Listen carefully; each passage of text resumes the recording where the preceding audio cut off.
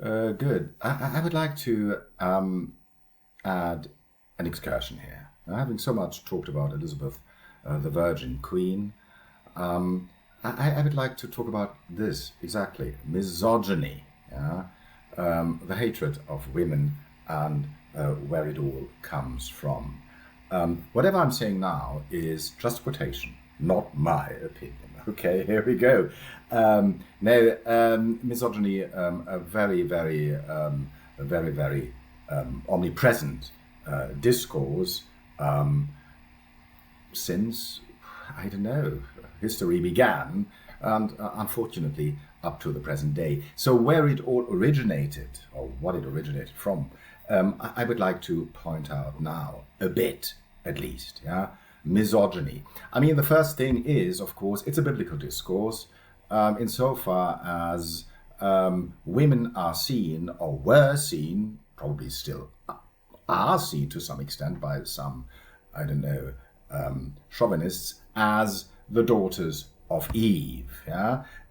Eve as the woman responsible for the fall of man. We were kicked out of paradise because she ate of the forbidden fruit. And as a corollary of that, we are suffering from all those diseases and plagues and war and death. Yeah, most of all, these things, they are all, in, if you like, I mean, the fault of one woman, Eve, and who is punished in the Bible because of that, and all womankind is. Here we go. This is the book of Genesis. Yeah.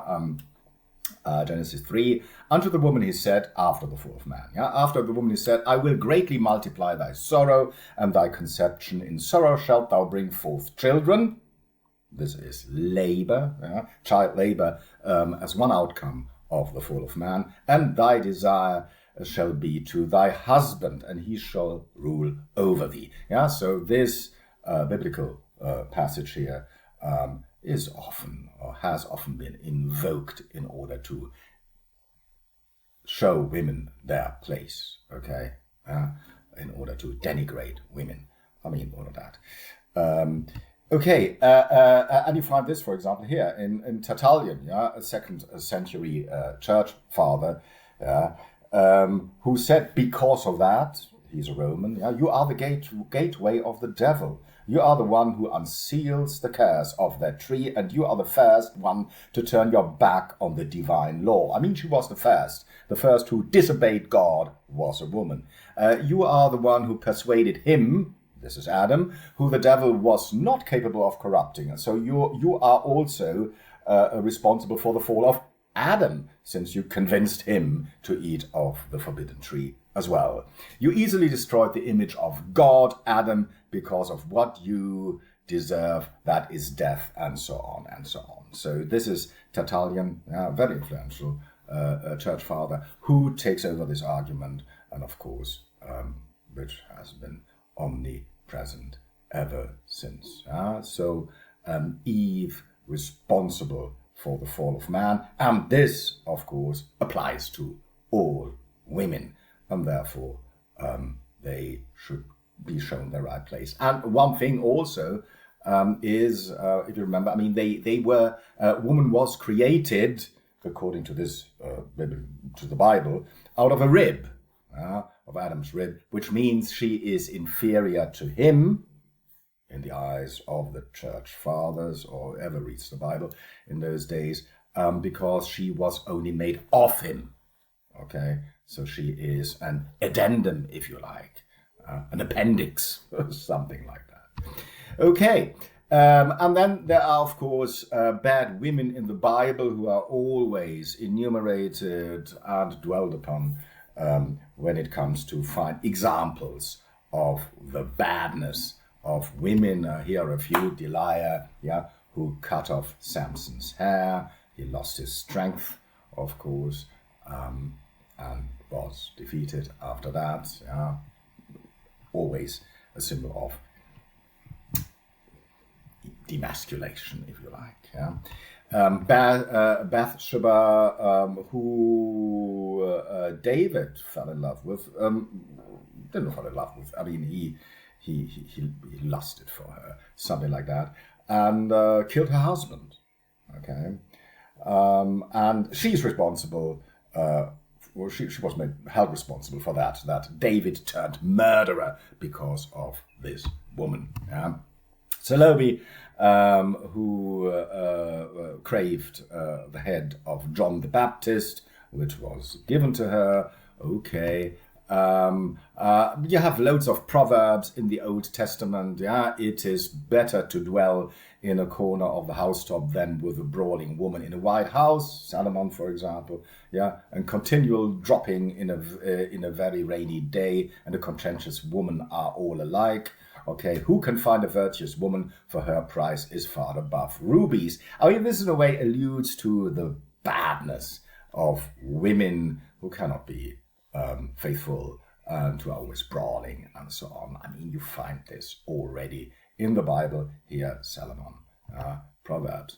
Bad women in ancient times, of course, they are invoked as well. Helen of Troy, for example, who is held responsible for the Trojan War, in which thousands of Achaeans and Trojans lost their lives, which is a misreading, I think, of ancient law, because, I mean, if it is one who should be blamed for that, it's Paris who abducted her. Okay, anyway, I mean, Helen of Troy, who is in literature, and I'm just quoting, who has been called the bitch of Troy a lot of times in literary pieces. Medea, yes, Medea, who was left by her husband Jason, and she punished him by making a stew out of her own children and feeding it to him. I mean, this is bad. Okay, Medea. Yeah, she is. I mean, this is exemplifies, what women are capable of. Xanthippe, yes, the wife of Socrates, who famously threw a piss pot over his head. I mean, of course, I like Xanthippe. I mean, she, in a way, she has a point. Yeah, Socrates just standing around talking to young men, not working, not doing anything to support the family, and he was punished for that. Well, she has a point. I mean, he's a stonemason. He should have worked. Okay, well, this is at least Xanthippe's point. Okay, then there is this man here, Aristotle, who even debases women because of their biology. Yeah, so far we had a biblical discourse, an ancient discourse, and here is Aristotle, who says women are biologically inferior, and this was unfortunately believed up right into the 18th century. Still find it in Tristram Shandy. Here, this is what he says: the female is, as it were, a deformed male, so a inferior version of man, if you like. And the menstrual discharge is semen, so menstrual blood is semen in impure condition. Okay. It lacks one constituent and one only, the principle of soul. What Aristotle is on about, that women are not able to produce semen, menstrual blood is an inferior version of that, and that semen contains the soul of the individual which is going to come, the baby. The soul comes from the man, and women only supply matter. Okay, so women are basically an incubator. Which is, of course, very bad. But, I mean, you find this in William Shakespeare. Sonnet 129. The expense of spirit and a waste of shame is lust in action. Oh, wow. And, of course, what Aristotle is also on about that, sorry, I have to say that vaginas are inverted penises. And so woman is minus male, Aristotle. Very bad indeed, but you should not forget. I mean, as abstruse as it sounds for us today, I mean, this was believed for the next 2,000 years after Aristotle. Wow. Okay. And then these two here, Juvenal and Ovid. Problem with those two satirists, if you like, is We don't know. I think they are, when they talk bad about women, they are mainly ironical. Yeah. But of course, if you take irony literally, then it's very misogynist indeed. Yeah, Ovid. Yeah, but our male libido is milder, less rapid. Man's sex has bounds imposed by convention. I mean, this is, women have a much greater libido than men. Wow. Here he goes on about that women pretend to have headaches when they don't want to have sex. Yes. And all these things, that they throw a tantrum, yeah, just to get what they want, and so on. I mean, unfortunately, you still find these images in modern comedy, and that's very bad indeed. Yeah, they weep buckets just to get presents from you. They want your money. Okay, they gossip all the time and all that. I mean, you find all this already in Ovid. Gifts. Ovid even says, I mean, pretend that you have a birthday and make him a bad conscience because he has forgotten that, and cash in on it. I mean, all these things. You find those. Even that you pretend you have an affair in order to make him jealous. Okay. Here. Leave your bed suspiciously rumpled, that he sees it, and so on. Yeah, make him jealous. And Juvenal also says, I mean, suicide even beats marriage. Yeah, can you be under her thumb while ropes are so cheap and so many? Wow. Okay, so better kill yourself than marry these brawling creatures. Okay, well, there are windows wide open and high enough to jump down from it. Okay, so, I mean, better kill yourself than marry a woman. And this is also, plastered faces, that women, they paint their faces in order to, be attractive for her lover, not for her husband. And this, what I want to say is this old stereotype, which is very bad, and you still find it. Yeah, that women dress up to be sexually approached by men. Okay. Wow, this is a very bad thing. A very bad thing. I mean, I just want to say this: Cologne, Carnival, just had this slogan, "It's a dress, not a yes," because it's still omnipresent that women dress in a, sexy fashion in order to get approached, accosted by men. Very bad. You find this in ancient times.